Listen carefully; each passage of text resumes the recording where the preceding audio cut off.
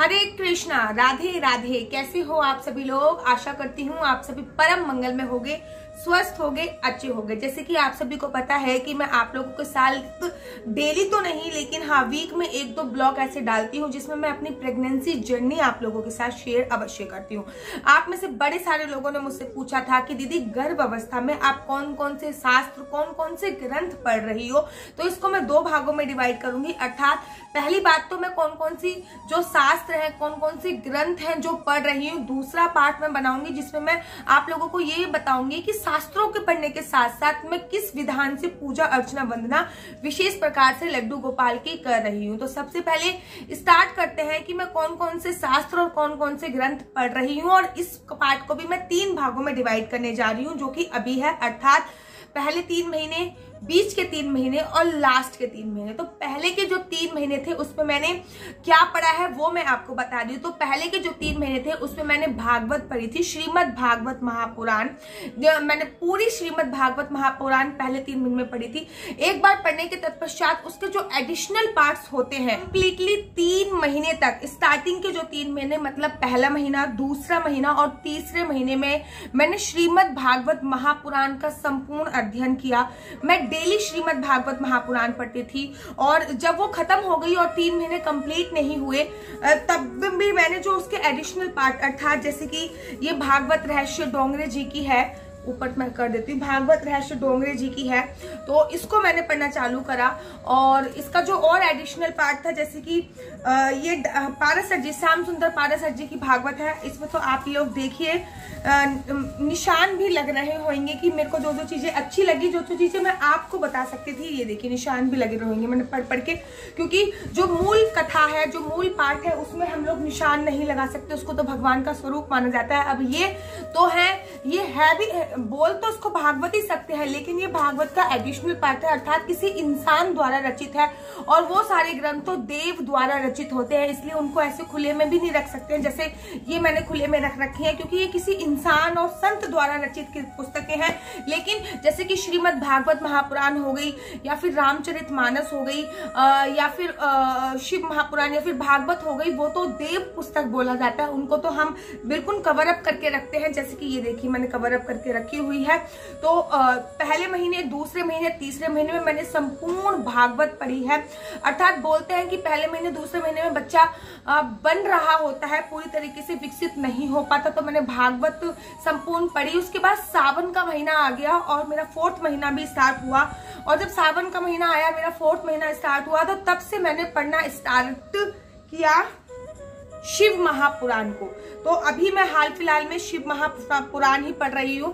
4थे महीने, 5वें महीने, 6ठे महीने तक मैं ये शिव महापुराण संपूर्ण खत्म कर दूंगी। 6ठे महीने तक चाहे कुछ भी हो, कंप्लीटली मैं शिव महापुराण खत्म कर दूंगी। इस शिव महापुराण को पढ़ने में मुझे बहुत आनंद आ रहा है। और वैसे भी अगर ग्रंथों की और शास्त्रों की बात करी जाए तो 4 वेद हैं, 17 पुराण है, 18 उप महापुराण है, 6 वेदांत है, 333 उपनिषद है।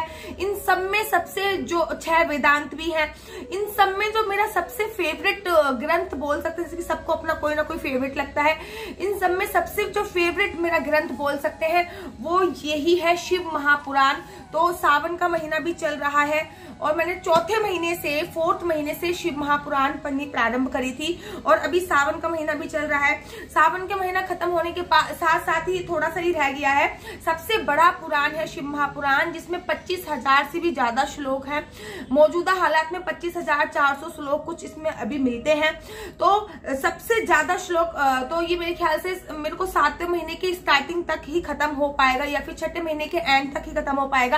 इसके साथ शायद मैं कोई एडिशनल ना पढ़ पाऊं, क्योंकि उसमें 18,000 श्लोक है श्रीमद् भागवत महापुराण में और शिव महापुराण में 25,000 श्लोक है। तो श्रीमद् भागवत महापुराण जब मैंने पढ़ी थी तब मैं गाजियाबाद में थी और फिर जैसे ही मेरा 4th मंथ स्टार्ट हुआ वैसे ही हम लोग पूना के लिए शिफ्ट होने की तैयारी करने लगे, सेक्टर बहुत सारे काम करने लगे, तो थोड़ा सा मैं इसको कम पढ़ पाई। लेकिन मैंने सावन के महीने में पूरी कोशिश करी है कि मैं शिव महापुराण एटलीस्ट पूरी कंप्लीटली तो पढ़ूं, अगर कंप्लीटली नहीं पढ़ पा रही तो 1-2 खंड तो मैं छठे महीने पे या फिर चतुर्मास में तो कंप्लीट एटलीस्ट कर दूं।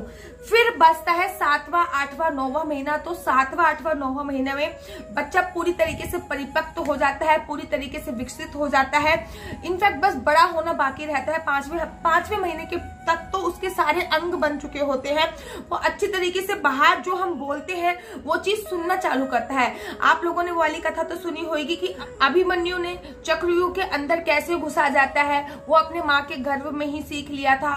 और तो ये सारी बातें जब अभिमन्यु ने सीखी थी, अभिमन्यु की जो माँ थी सुभद्रा, तो अभिमन्यु की माँ उस समय पे जो गर्भवती थी, उनका 6ठा महीना चल रहा था जब अभिमन्यु ने ये सब सीखा था। अर्जुन ये सब सुभद्रा को बता रहे थे और अभिमन्यु ये सब चीजें ये सीख रहे थे उन माँ के गर्भ में, तब उनका 6ठा महीना चल रहा था। और शास्त्र बोलते हैं कि जब भी आपका 5th मंथ के बाद बच्चे आपकी वाइब्रेशन सुनना स्टार्ट कर देते हैं, 5वें महीने के बाद वो पूरी तरह से परिपक्व हो जाते हैं। आप जो सोचते हो, जो करते हो, वो असर उन पे पड़ता है। तो बाहरी कांटेक्ट पॉजिटिव होना चाहिए।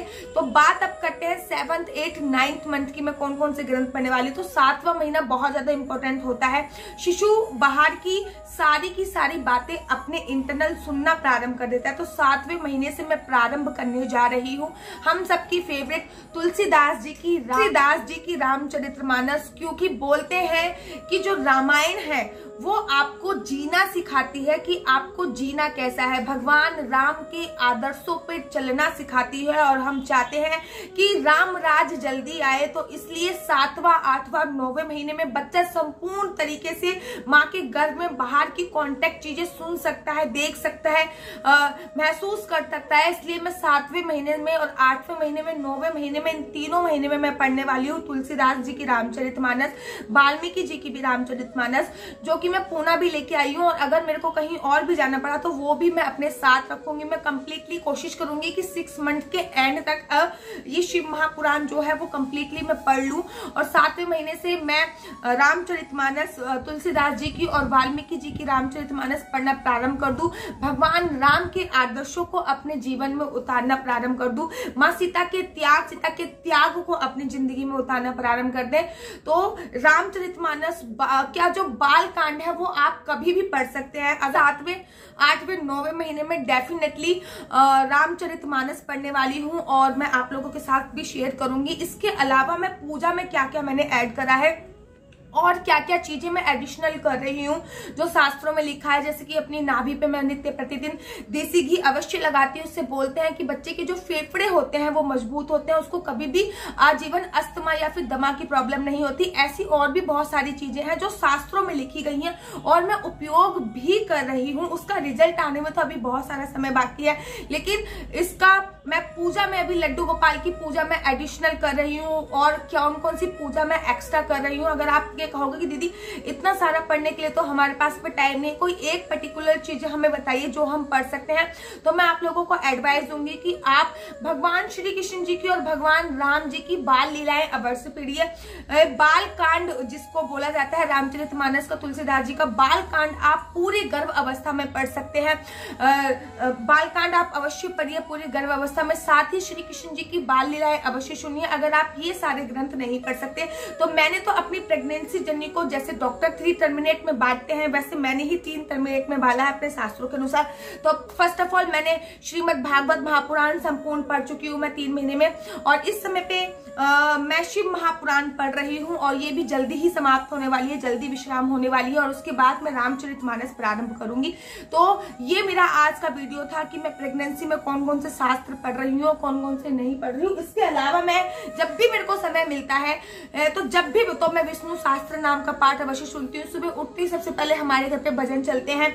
अगर आप बहुत कामकाजी महिला है, इतना सारा पढ़ने का टाइम नहीं, दीदी आप तो वर्किंग, आपका तो कर्म ही यही है, आप कथावाचक हैं तो आपका तो कर्म ही यही है कि आप शास्त्र पढ़ें, शास्त्रों के द्वारा आप हम लोगों को बताएं कि कैसे करना है कैसे नहीं करना है। लेकिन हम वर्किंग महिला हैं, घर का काम, हम हाउस वाइफ है या फिर वर्किंग महिला है, तो हम ये सब नहीं कर सकते। हम क्या करें, तो आप विष्णु सहस्त्रनाम का पाठ पढ़ सकते हैं और आप किसी के द्वारा जो गर्भ धारण धारण संस्कार होते हैं वो कर सकते हैं। और साथ ही के साथ आप बाल कांड का पाठ एक अवश्य पढ़ लीजिए। और साथ ही के साथ अगर आप इनमें से कुछ भी नहीं कर सकते हो तो केवल और केवल अपनी नाभि पे हाथ लगाकर गायत्री मंत्र अवश्य और अवश्य बोला कीजिए। नित्य नियम आप मान लीजिए कि अपनी नाभि पे अपने हस्बैंड का या फिर आपका हाथ लगाना, क्योंकि बच्चे का डायरेक्ट कांटेक्ट आपकी नेवल अर्थात नाभि से होता है। नाभि से प्लेजेंटा बनता है जिसको बच्चे की गर्भनाल बोलते हैं। बच्चे से पहले ही बच्चे की गर्भनाल बनती है, क्योंकि किसी किसी को ये पता ही नहीं होता। मैंने किसी को बताया था कि भैया मेरे को लो लाइन ऑफ प्लेजेंटा आया था, तो उन्होंने मुझसे बोला अभी तो प्लेजेंटा बन ही नहीं सकता, नाल अभी तो कैसे बन पाएगी। उस टाइम पे मेरा अराउंड 3.5 मंथ कंप्लीट हो रहा था। तो मैंने कहा कि आपको पता नहीं है, सबसे पहले नाल ही बनती है, उसके थ्रू ही उसके थ्रू ही बच्चे को सारी चीजें इनटेक मिलती है, जिससे उसकी बॉडी डेवलप होती है। सारे सेल्स उसी के थ्रू मिलते हैं जिससे उनकी बॉडी डेवलप होती है। तो वो नाल आपकी नाल के साथ अर्थात आपकी नेवल के साथ कनेक्ट होती है। और जब वो आपकी नाभि के साथ कनेक्ट होती है, इसलिए अपनी नाभि पे अपने हस्बैंड का हाथ जरूर लगवाइए ताकि वो आपके अपने पिताजी को पहचान सके। और नित्य गायत्री मंत्र का पाठ अवश्य कीजिए। हनुमान चालीसा का पाठ आप अवश्य कर सकते हैं, अपने हस्बैंड से करवा सकते हैं। आप बाल कांड तो मैं ये कह रही हूँ कि आपको अवश्य पढ़ना और पढ़ना चाहिए। और अगर आप कुछ भी नहीं कर सकते हो तो महामंत्र हरे कृष्णा कृष्णा कृष्णा हरे हरे, हरे रामा रामा रामा का पाठ अवश्य और अवश्य करें। आशा करती हूँ कि आप लोगों को मेरी वीडियो अच्छी लगती होगी। अगर आप लोगों को मेरी वीडियो अच्छी लगती है तो आप अपना YouTube channel Mr and Mrs Chauhan को लाइक शेयर सब्सक्राइब करना बिल्कुल भी मत भूलिए। तब तक के लिए मुझे दीजिए इजाजत। राधे राधे, हरे कृष्णा, हरि बोल।